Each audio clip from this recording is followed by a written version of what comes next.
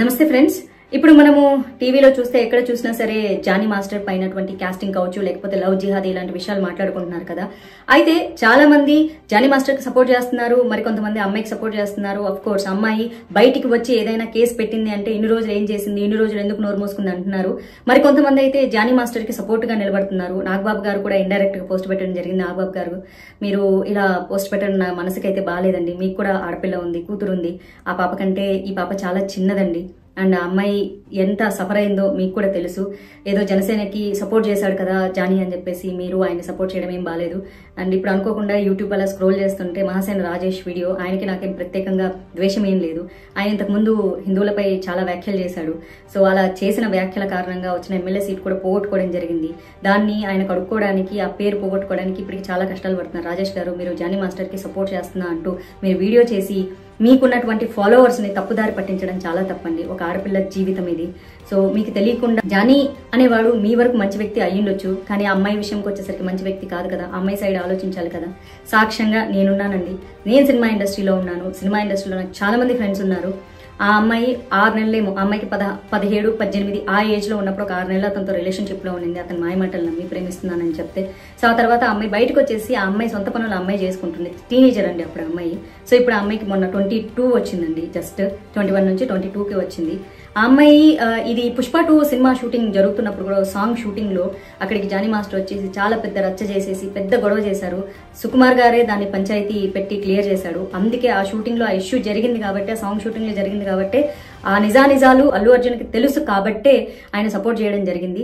At the same time ఆ cinema unit నుంచి information తీసుకున్నారు కాబట్టి మొన్న ఫిల్మ్ ఛాంబర్ లో మీటింగ్ కూడా పెట్టడం జరిగింది.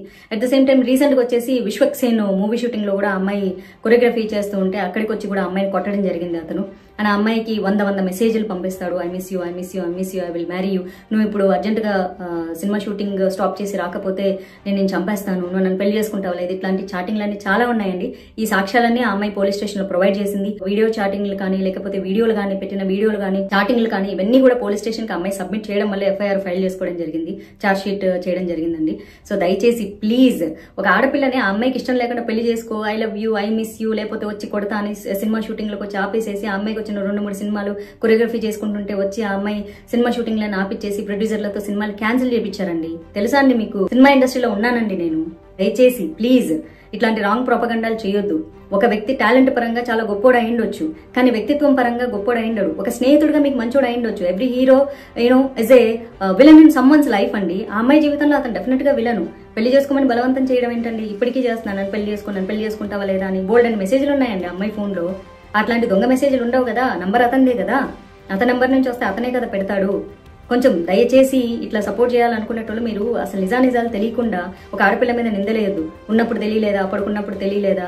ఒక అమ్మాయి చాలా క్లియర్ గా చెప్తుందండి. అమ్మాయి 6 నెలలు ఒక చిన్నపిల్ల 17 ఏళ్ల వయసులో ఉన్నప్పుడు ఓకే ఆ అమ్మాయి నమ్మించాడు, ఇష్టపడ్డా అన్నాడు. పెళ్ళైందని తెలియదంటే తెలిసినా సరే నమ్ముతారు. కెరియర్ కోసం కెరియర్ ఉంది, భవిష్యత్తు బాగుపడుతుంది అని చెప్పేసి ఆ టార్చర్ భరించలేకే అమ్మాయి ఒక 7 నెలల రిలేషన్షిప్ తర్వాత వచ్చారండి. సినిమా షూటింగ్ లో బోల్డ్ అంత మంది ఉంటారండి. ఈ పుష్ప 2 షూటింగ్ సాంగ్ షూటింగ్ లో ఎంతమంది ఉంటారండి? ఆ రచ్చ చేసినప్పుడు అందరూ చూసారు. అక్కడ రీసెంట్ గా Vishwaksen cinema shooting song shooting లో కూడా ఇదే రచ్చ జరిగింది. అక్కడ షూటింగ్ లో కూడా అందరూ ఉన్నారు. అందరికి తెలిసి అందరి దగ్గర ఇన్ఫర్మేషన్ తీసుకున్న తర్వాతే మన ఫిల్మ్ ఛాంబర్ లో మీటింగ్ పెట్టడం జరిగింది. అందుకే అతన్ని సస్పెండ్ చేశారు. ఊరికే సస్పెండ్ చేస్తారండి? సినిమా ఇండస్ట్రీలో అంత పెద్ద టాప్ కొరియోగ్రాఫర్ ని ఊరికే సస్పెండ్ చేసేస్తారా? కేసు పెట్టంగానే? అంత సీన్ లేదు. ప్రూఫ్లు ఉన్నాయి కాబట్టి, నిజాలు ఉన్నాయి కాబట్టి, చుట్టుపక్కల సాక్ష్యాలు ఉన్నారు కాబట్టి, దయచేసి ఒక ఆడపిల్లని అలా మానసికంగా హింసిస్తూ ఉండడం ఎంతవరకు కరెక్ట్ అంటారు? మీరు ఏ ఉద్దేశంతో సపోర్ట్ చేస్తున్నారు? మేబీ ఒక ఫ్రెండ్ గా మీకు మంచోడు కావచ్చు, ఒక కొరియోగ్రాఫర్ గా అతను టాప్ కూడా కావచ్చు దాన్ని, కానీ ఆ అమ్మాయి పరంగా అతను విలన్ కదా. ఇప్పుడు అతను ఎంత మంచోడైతే ఏముంది? ఒక అమ్మాయి నన్ను పెళ్లి చేసుకో, మా మతంలోకి రా, మా మతం మారు, నేను నిన్ను పెళ్లి చేసుకుంటాను, నువ్వంటే నాకు ఇష్టం, I miss you, I kiss you, నువ్వు లేకపోతే నేను బతకలేను, నువ్వు లేకపోతే నన్ను చచ్చిపోతాను. అమ్మాయిని హెరాస్ చేయడం ఏంటి? అది మానసిక హింసే కదా. ఒక అమ్మాయిని ప్రేమించమని అమ్మాయిని టార్చర్ పెట్టడం ఏంటి? ఏ రకంగా అండి? ఒక అమ్మాయికి ఇష్టం లేకుండా నన్ను ప్రేమించని ఏందది? నువ్వు ప్రేమించకపోతే కొడతా, చంపేస్తా, ఇట్లాంటి మెసేజ్లన్నీ ఉన్నాయి అమ్మాయి ఫోన్ లో. చూసారా? అవన్నీ ఏవి క్రియేట్ చేసినవి కాదు కదా ఫేక్ గా. ఎందుకో ఒక అమ్మాయి మానసిక అమ్మాయిది. నేను రీసెంట్ గా అనుకోకుండా కొన్ని ఇంటర్వ్యూలు చెప్పేదో పెళ్ళైంది, నా అమ్మాయికి పెళ్లి కాలేదు. పాప అమ్మాయి చాలా సఫర్ అయ్యి భరించలేక ప్రతిరోజు మెసేజ్లు, ప్రతిరోజు కాల్స్, ఉన్న షూటింగ్ దగ్గరకు వచ్చి అమ్మాయిని కొట్టడము. ఒక మెసేజ్ ఉందండి, ఇప్పుడు నువ్వు షూటింగ్ ఆపేసి వస్తావా లేదా, వచ్చి నన్ను కలుస్తావా లేదా, లేకపోతే I will come and slab you అని ఉంది. ఇవన్నీ కనిపించవా అండి? ఆడపిల్ల మనసులు మీకేం కనిపించవా? అంటే మీరు ప్రేమించమంటే ప్రేమించేసేయాలి. మీరు రమ్మంటే వచ్చేసేయాలి, మీకోసం కెరీర్లు త్యాగం చేయాలి, మీరు ఏ మతంలోకి రమ్మంటే ఆ మతంలోకి రావాలి, లేకపోతే ఒప్పుకోరా అండి మీరు? కొన్ని కామెంట్లు చూసాను, మేము ముస్లింగా పుడితే తప్పైపోతుంది. ముస్లింగా పుడితే తప్పైపోదండి, మీరు ప్రేమిస్తే ప్రేమించినట్లు అమ్మాయిని ఉంచనివ్వండి. ఒక అలవాటు నుంచి ఇంకొక అలవాటు మార్చుకోవడానికే కష్టమైతే ఒక మతంలోంచి ఇంకో మతంలోకి ఎట్లా మారుస్తారు? పైగా అతనికి పెళ్ళైంది, ఓకే, మీ మతం ప్రకారం మీరు 4 పెళ్లిళ్ళు చేసుకోవచ్చు, 7 పెళ్లిళ్ళు చేసుకోవచ్చు, అది మీ ఇస్లాం మతం ఒప్పుకుంటుంది. బట్ హిందూ యాక్ట్ ఒప్పుకోరు కదా. ఆయన అమ్మాయికి ఇష్టం లేదండి, అమ్మాయికి ఇష్టం లేదు, అమ్మాయి 2 పెళ్లి చేసుకోవడం ఇష్టం లేదు, అమ్మాయికి అతనితో ఉండడం ఇష్టం లేదు, ఆ అమ్మాయికి అసలు ఏ రకంగా ఇష్టం లేదు, అమ్మాయికి ఇండివిజువల్ గా బతకడం ఇష్టం. ఏ రకంగా సపోర్ట్ చేస్తున్నారండి మీరు? రాజేష్ గారు చాలా తప్పు చేస్తున్నారు. మీ వీడియో ఇట్లా హెడ్లైన్ నేను జానీకి సపోర్ట్ చేస్తున్నాను, చాలా తప్పు అండి, చాలా తప్పు. ఒక ఆడపిల్ల ఉసురు పోసుకుంటారు మీరు. ఏం సభ్య సమాజానికి మీరు మెసేజ్ ఇస్తున్నారండి మీరు? మీలాగే మన TV5 లో ఏదో అతను జనసేన సపోర్ట్ చేశాడని చెప్పేసి టీడీపీ వాళ్ళందరూ పనిగట్టుకొని, జనసేన వాళ్ళందరూ పనిగట్టుకొనేసి ఇది వైసీపీ వాళ్ళ కుట్ర, మీ బొందరా, మీ బొంద. నేను బీజేపీలో ఉన్నా, నా సొంత బీజేపీలో ఉన్నటువంటి నాయకులు తప్పు చేస్తే కూడా నేను ప్రశ్నిస్తాను. ఆ టీడీపీ వాళ్ళైనా జనసేన వాళ్ళైనా మనిషి మంచోడు కానప్పుడు మనిషి మంచోడు కాదంతే. దానికి పార్టీలకు సంబంధం లేదు. మీకు పార్టీలో ఉంటే పవన్ కళ్యాణ్ ఇదే చెప్పాడా? ఒక ఆడపిల్ల జీవితాన్ని నాశనం చేసేవాడిని మీరు సపోర్ట్ చేయండి, సంకలేసుకోండి. మరి పవన్ కళ్యాణ్ ఎందుకు మాట్లాడలేదు ఈ విషయం మీద? ఆయనకు తెలీదా ఏం జరిగిందో?